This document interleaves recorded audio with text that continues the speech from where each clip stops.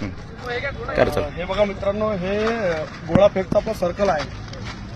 आपण जेव्हा गोळा फेकतो तेव्हा या सर्कलला कोणताही जे आपलं चुना मारलेला त्याला पाय लागला नाही पाहिजे. जर त्या सर्कलच्या वर पाय पडला तर तो आपला फाऊल धरण्यात येईल.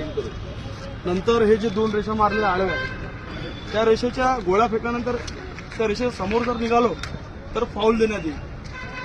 आणि नंतर आपण जर जेव्हा गोळा फेकतो स्टेपनं फेकल्यानंतर आपला तोल गेला बाहेर, असा तोल गेल्यानंतर फाऊल देण्यात येईल. आणि गोळा फेकताना जर आपला पाय लागला पटीला पाय लागून बसला तर फाऊल देण्यात येईल. आपण गोळा स्टेपनं फेकल्यानंतर असं बाहेर यायचं मागं लास्टमध्ये.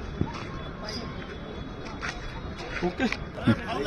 आणि गोळा फेकल्यानंतर आपण जर असं पाय फिरून परत आलो तर तो फाऊल देणार नाही. आता मी तुम्हाला गोळा फेकून दाखवतो.